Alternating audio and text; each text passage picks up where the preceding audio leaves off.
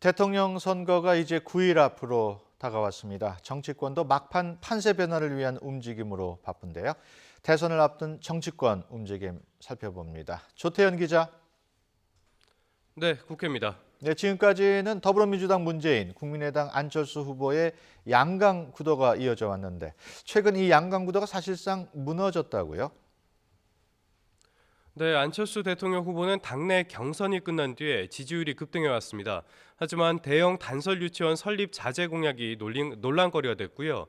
또 부인인 김미경 교수가 사적인 업무를 안철수 의원실 보좌진에게 지시했다가 사과한 일도 있었습니다. 여기에 그동안 문재인 후보와의 끝장 토론을 주장해왔던 것과 달리 TV 토론에서 상당히 부진한 모습을 보이면서 지지율이 급락하는 모습을 보이고 있습니다. 반면 문재인 후보는 기존의 튼튼한 지지층에 중도 진영에서 조금씩 지지세를 얻어가고 있다는 평가를 받고 있고요. 자유한국당 홍준표 후보는 전통적인 보수층인 대구 경북과 장년층에서 지지율이 오르는 추세입니다. 지난주에 한국갤럽 여론조사 결과를 보면은 안 후보의 지지율은 2주 연속 하락하면서 문재인 후보와의 지지율 격차가 더욱 크게 벌어졌습니다. 안 후보의 지지율은 50대 이상 중장년층에서 또 지역으로는 서울과 인천, 경기 등 수도권에서 대거 빠졌는데요. 이에 따라 9일 앞으로 다가온 대선 판세가 기존의 양강 구도에서 1강 2중 2약 구도로 바뀌었다는 분석이 힘을 얻고 있습니다. 지지율 급락으로 고민하던 안철수 후보가 승부수를 던졌습니다. 대통합 개혁 공동정부를 구성하겠다는 건데요. 어떤 내용입니까? 네, 그제 안 후보가 발표한 내용인데요. 집권 뒤에 국회 추천을 받아서 책임 총리를 지명하겠다고 약속했습니다. 이를 통해서 탄핵 반대 세력과 개파 패권주의 세력을 제외한 합리적인 개혁 세력이 힘을 합쳐 개혁 공동정부를 구성하겠다는 건데요. 총리의 장관 추천권을 존중해 개혁을 위한 드림팀을 구성하겠다고 목소리를 높였습니다. 안 후보의 이야기 직접 들어보시죠. 대한민국의 변화를 위한 진정한 협치의 시대, 국민의 삶을 최우선으로 생각하는 개혁 공동정부 시대, 저 안철수가 열겠습니다. 또 여기에 정치권 일각에서 주장해왔던 3년 임기 단축 개헌 역시 국회에서 합의한다면 받아들이겠다고 강조했습니다. 그러면서 더불어민주당을 탈당한 김종인 전 비상대책위 대표를 개혁 공동정부 준비위원회 위원장으로 임명하겠다면서 김 전 대표에게 러브콜을 보내기도 했습니다. 김 전 대표가 이를 수용할 가능성이 큰 것으로 보이는데요. 잠시 뒤인 오전 11시에 여의도에서 기자회견을 열고 공동정부 구성과 개헌에 대한 구상을 밝힐 예정입니다. 하지만은 다른 후보들의 반응은 별로 좋지 않아 보이는데 어떻습니까? 네, 일단 별로 좋은 반응은 나오지 않고 있습니다. 문재인 후보 측은 안 후보의 공동정부 구상에 대해 어떻게 하든 선거만 이기려고 하는 정치 공학적인 술수라면서 평가절하했습니다. 국무총리 추천을 국회에 맡기겠다는 것에 대해선 국회에서 합의가 이뤄지려면 장관과 권력도 나눠주고 그들의 요구도 들어줘야 한다고 비판했는데요. 문 후보의 말 직접 들어보시죠. 바른정당뿐만 아니라 자유한국당과도 연정을 할 수 있다고 합니다. 그래서 내각제도 받아들이고 임기 단축도 오케이입니다. 이게 전남과 호남의 개혁 정신 맞습니까? 그러면서 자신은 국민이 직접 추천하는 인사로 통합정부 내각을 구성하겠다며 맞불을 놨습니다.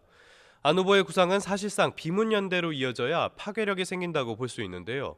자유한국당 홍준표, 바른정당 유승민 후보 역시 부정적인 반응을 내놨습니다. 따라서 대선 전에 일종의 연대가 구성되긴 사실상 어려울 것으로 보입니다. 홍 후보와 유 후보의 말 차례로 들어보시죠. 좌파 정권의 정권 안 넘어갑니다. 우리가 뭉치면 절대 안 넘어갑니다. 열흘 동안 내 대반전을 이뤄볼 테니까 여러분 좀 우리 고향에서 좀 잘 좀 뭉쳐 주시기 바랍니다. 안에서 밖에서 자꾸 흔드는데 끝까지 갈 수 있냐 걱정하십니다. 여러분 5월 9일 투표용지에 기호 4번 유승민 이름 반드시 보게 될 것입니다.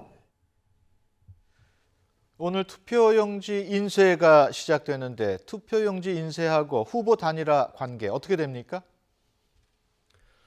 네, 말씀하신 대로 중앙선거관리위원회가 오늘 지정한 인쇄업체를 통해서 투표용지 인쇄를 시작합니다. 후보자 등록을 마친 후보 모두 15명이었는데요. 먼저 한반도 미래연합의 김정선 후보가 사퇴를 했고요. 기호 11번 남재준 후보 역시 홍준표 후보 지지를 선언하면서 사퇴했습니다. 이 인쇄 전에 사퇴한 후보 2명은 투표용지에 이름은 찍혀 나옵니다. 하지만 이름 옆에 기표란에는 사퇴라는 말이 같이 인쇄됩니다. 다만 이제부터는 후보가 사퇴하더라도 투표용지에는 변화가 없는데요. 선관위는 추가 사퇴자가 나올 경우 투표소에 안내문과 현수막을 설치한다는 계획입니다. 하지만 용지에 이름이 남아있는 만큼 만약에 단일화나 연대가 이루어진다고 해도 효과는 떨어질 수밖에 없습니다. 특히 안철수 후보가 지속적으로 주장해왔던 국민에 의한 연대가 다른 후보가 사퇴하면서 자연스럽게 안철수 후보에 대한 지지 선언을 하는 형태다 이렇게 본다면 연대 가능성이 극히 작아진 상황에서 만약 연대가 이뤄지더라도 그 효과는 반감될 수밖에 없을 것으로 보입니다. 어제 후보들은 지지층 결집을 위해서 막판 유세를 벌였습니다. 어떤 일정을 소화했습니까?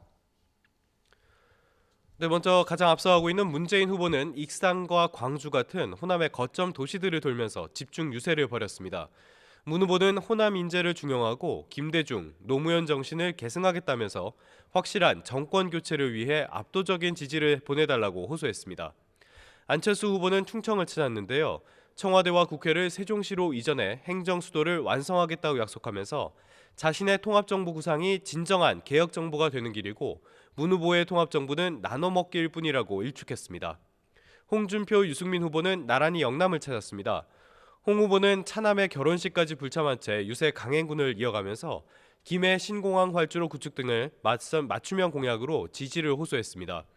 유 후보는 부산과 경남에서 맞불 유세에 나섰는데요. 자신만큼 좋은 노동 공약을 내놓은 보수 정치인이 없다면서 표심을 자극했습니다. 심상정 후보는 TV토론회에서의 선전으로 최근 지지율이 상승했다고 보고 수도권에서 집중 유세를 이어갔습니다.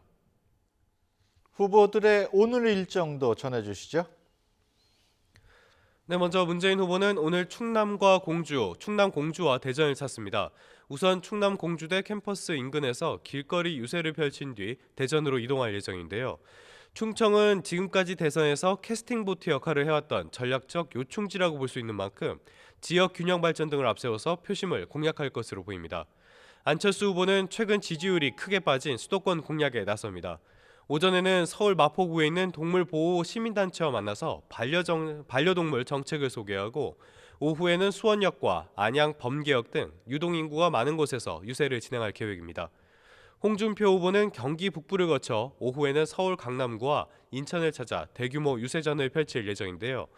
이 경기 북부는 안보 위기에 민감한 곳입니다. 이곳에서 북한에 대한 강력한 대응을 강조할 것으로 보입니다. 유승민 후보는 부산과 대구에서 영남권 집중 유세를 이어가는데요. 부산에선 우리 영화산업의 현황을 점검한 뒤 대구로 이동해서 나들이 계획이 많은 곳에서 유권자와 만날 예정입니다.